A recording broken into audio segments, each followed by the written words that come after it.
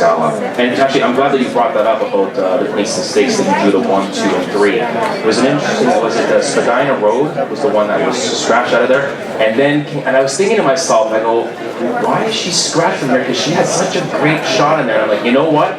Bob's got something in mind here. He's going to put her in the right spot for the next start, and it was a beauty. I love that trip. Can you tell us about that win? Because I know Flashy Margarita was the favorite, and she just did not run her game. Spadina Road ran her down. It was awesome. Tell us about it. Okay. Folks, Spadina Road could not run that day. He was not right. That's all I'll tell you. The public doesn't know everything, and certainly the handicappers don't know everything. But I can sit here and tell you that he was not able to run that day. That's all I'm going to tell you. So whatever genius move you thought I made, you're totally wrong. The only genius move I made is that race was there, and I desperately put him in that race and wound up winning the race 3 days later. He had a minor injury that morning. He could not run that day. A minor injury. So there you go, folks.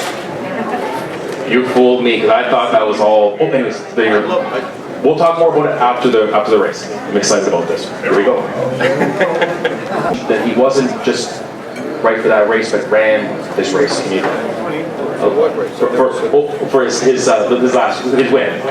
winning race. He was very right for his last race. Have you had it where you didn't feel good on Saturday and you woke up Sunday and you were fine? Well, that was the story. I can't go into any details. He could not have run that day. He had an issue that he got over within 36 hours. The issue was gone. We've seen these issues before with horses. Did you ever wake up on a Sunday and you felt horrible? And you were maybe limping a little bit? Well, he wasn't limping on Monday morning, that's all I can tell you. The problem that he had, we were aware of, and it just came to a head that day. I mean, I'm not gonna, he's had foot problems, and he had something come to a head that day that made him not able to run that day. That's all I'm gonna tell you, and that's as much as I can tell you, it's the truth. So where are you looking to direct him next? Are you going to give him a little bit of time off, or just lightly train him? Or what's the plan next for Spadina Road? You know, I'll be truthful with you. We nominated him for the plate trial this morning. As the trainer, I would be very surprised if he shows up in the plate trial. Are there any others on the horizon for the plate trial or plate that you'd like to talk about? Well, I've got a horse in the second. Queen's a little horse called the Imposter. Kind of proud of him. And, you know, I bought him for ham and cheese sandwich, and I sold half of them for a cheese sandwich, 2 cheese sandwiches, and I still own half. And we might take a shot at the plate trial to see if he belongs. I mean, this plate here this year, I can give you 20 horses that got a shot now. I mean, this is not a dull field. And, you know, going back to the other horse, he's an Ontario Sire horse, and he can make a lot of money this year running Ontario Sire races. But, you know, again, that's got to be discussed with me and Mr. Davis, and we have discussed it. And I think we got a setback the other day when we couldn't run Spadina Road into Queensland, which was our total intent to do.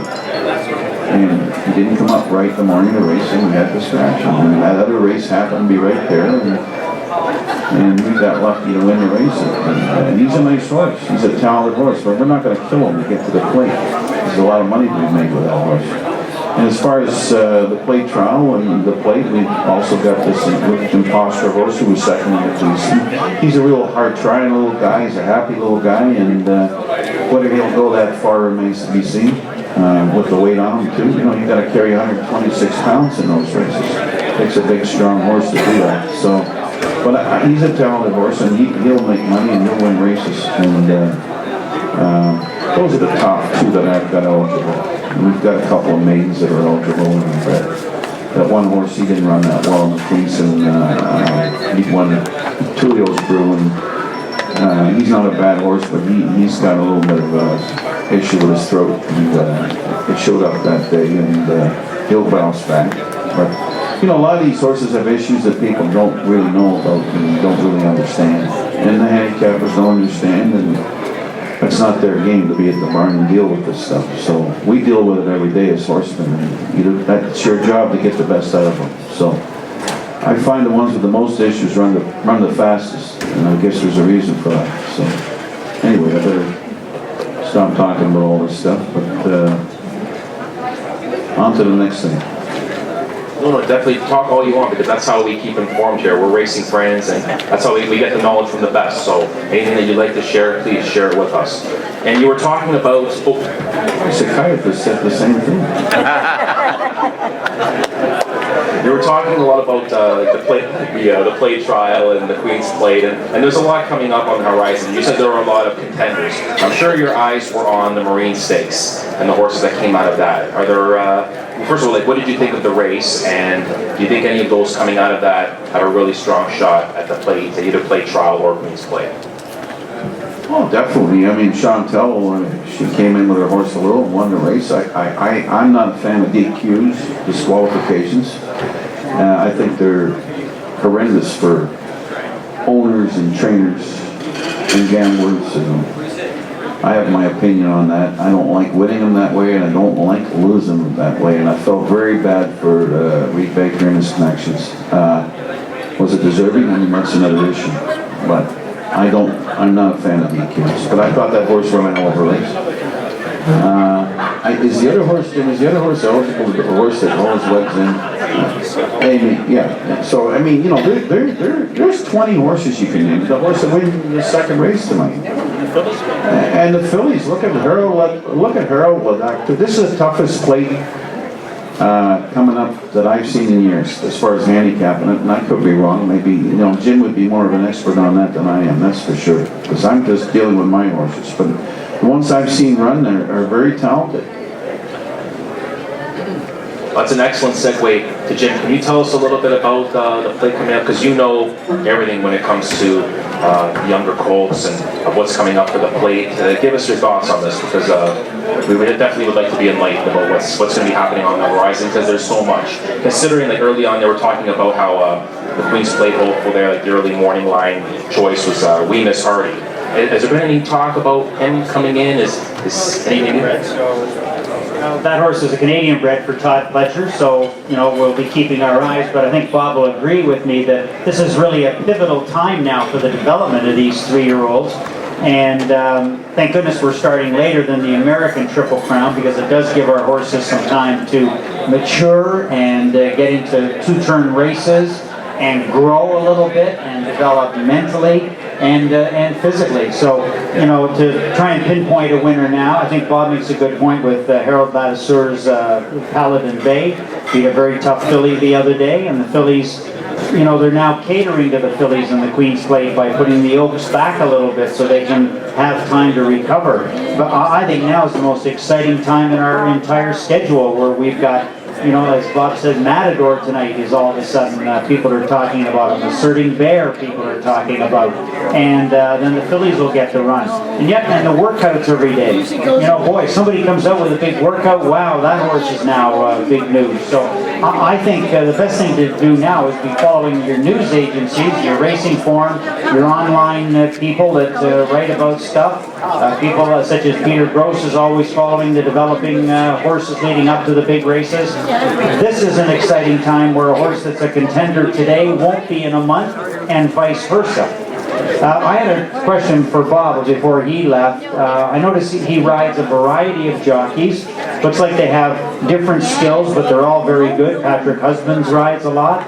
Contreras rides a lot. De Silva rides a lot. I wonder if you could maybe just tell us about the strengths of those 3 riders you use, and how do you decide which of those riders to put on your horses? Well, Jim, just like you said, the rider you mentioned is Eureka won the Sovereign last year, and he's very talented. And he can sense the race pretty good as far as Luis, young guy that just has a great attitude, both on and off the horse. Does not fall under pressure. He doesn't. He's just a real good guy, and there's a nice young family, and he does not get into controversy. And does his job and works very hard in the morning, and all three of these guys, and Patrick is the old pro, and can really sense pace and get a horse to relax. I would say Rico's a little more aggressive type than the other two. Although, listen, Luis is very aggressive, but Luis likes to take a hold of a horse, and he certainly works on the poly track 9 out of 10 times, and I don't think it would work. He's come a long ways. He's rode a lot of good horses, and like I said before, just a very hard-working young man that is still very young and has a bright future ahead of him. And Rico is just a real competitor, and you know, you really don't have to tell any of these guys how to ride a horse. I find sometimes now, the more I say, the less the worse it gets. In other words, keep your mouth shut and let them do their job. And they're all three of these guys are terrific. I still think that you know, riders like a trainer. You don't have no horse underneath you. In other words, if you're a good trainer, you can't train a bad horse. So a rider needs to ride a horse with talent, and these guys get to ride good horses, and they produce. And unfortunately, that's what we're here for, to win.